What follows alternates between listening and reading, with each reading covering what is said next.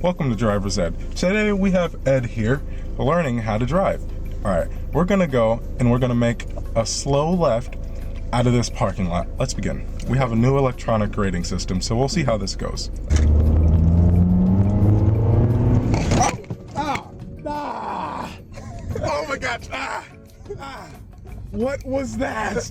What was that? I'm sorry, I haven't been driving lately. Oh my gosh, I'm dude. sorry. Alright, we're gonna try it straight away.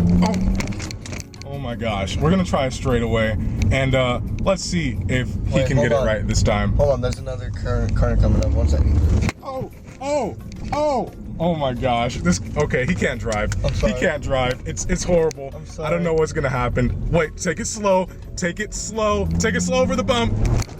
Oh my gosh, what's wrong with you? He does not know the definition of take it slow over the bump. Look, there are pedestrians here. Don't drive on the sidewalk. Please don't drive on the sidewalk. What? Don't drive on the sidewalk. What? Oh my gosh, don't drive on the sidewalk.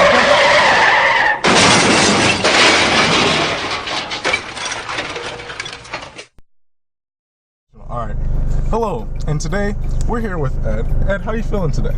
I'm feeling okay. A little shaken up from yesterday. Kind of took some corners a little bit too fast, but I think I'm gonna do better today. Yeah, as you can see, I just decided to not wear a bow tie, and I think I'm gonna unbutton this top button because obviously it's gonna be a bumpy ride with Ed. Did you check your mirrors? Yeah, I think so. Alright. I think we should be all good. Emergency brakes not on, right? Yeah. Alright, okay. We're driving a stick today instead of an automatic, and we're going to continue to use the electronic grading system. So let's begin. Let's try and take this corner one more time and see how it goes. Okay, it's doing good so far. He's accelerating. Oh my gosh. Oh my gosh. Oh my gosh. Okay, alright. Oof. Alright. I can't really say that was any better than yesterday. Okay, we'll try this one more time. Hold on. I got this. Just gonna try this one more time. It's okay, we got this. He has it. And, okay. Okay. Alright, we're going slow over the speed bump. At least he got that part. At least he learned that part. I got this. I believe in myself. I believe in these speed bumps. At least he got this part down from yesterday. No, he learned how to kind of drive almost, you know. So that's good. That's good. He learned a little something from our lesson yesterday. And we have some pedestrians going here, and he's letting them go past. He's letting them go past freely.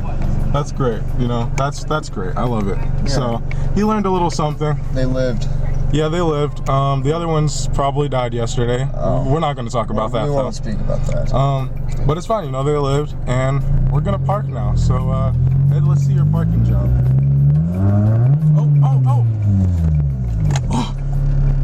All right, that's enough. That's enough. We will now be analyzing Newton's first law of motion and how it and inertia are connected by showing the car instructor has inertia and the car instructor, the driver's ed instructor, did not want to go in the same direction as the car because he was keeping a constant force and velocity in one direction. You saw a video clip of a student and a driver's ed instructor driving, and the driver's ed instructor was flung when the student went around the corner. We're going to analyze that. We're going to have a few calculations pop up on the screen right about now. Okay, so for these calculations, they're all in gray, and if you look to your left, you're going to see diagrams. Centripetal acceleration is encompassed in centripetal force. The centripetal force acting on the car at this time is friction.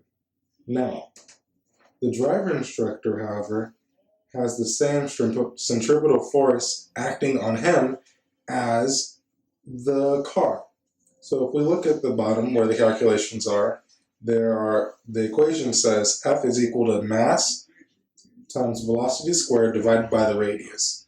and it's equal to the force on the driver. Now, if we go down one level below that, we'll see that the force on the driver is equal to, and we want the answer in newtons, 1,549.22 kilograms, 25 meters per second squared, meters squared, second squared, excuse me, and it's all divided by the radius, which is about 20 meters. The answer comes out to be 48,413.125 newtons. This is not enough to break any bones because the seatbelt neglects a lot of the force, but it is enough to give the driver's education teacher whiplash. So we're lucky that nothing happened to him.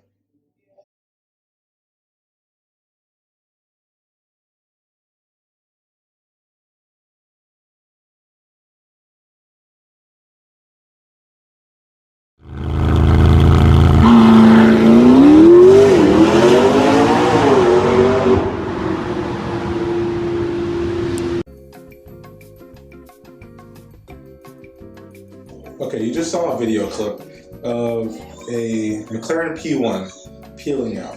For all these calculations, actually, we're going to be using the McLaren P1. Though we didn't actually use it in our video, it's a great base car to use. So now we're going to analyze the equation F equals ma, or Newton's second law. We have a few knowns. If you look on the equation on the board that just popped up on your screen, we have a few knowns to the left, and to the right, we're going to have our calculations. So the calculations in red are calculating just the acceleration. We have A equals the change in velocity divided by the change of time, which is equal to, because the initial velocity, initial time are 0, it's just the final velocity divided by the final time. So if we go down one more step, we'll see that we want the acceleration in meters per second, and we have 60 divided by 2.7, which gives us 22.2 meters per second. If we go down one more, we're going to be able to use that same acceleration to calculate the force that the car would have at this acceleration. And now, if the car happened to hit somebody, you would get an equal and opposite reaction. If the car would hit the person, and the person would get hit by the car. This is Newton's third law, but let's go back to the second law. F equals ma. So, the force of the car on or at this time is measured in kilogram meters per second, which is also known as newtons. The initial mass of the car is 1,345 kilograms. The acceleration of the car is 22.2 meters per second squared, which we just found. So the answer comes out to be exactly 31,000 newtons of force. That's crazy to think about. Even though it technically wouldn't break a bone, but at the same time, this is a crazy amount of force. And thanks for watching.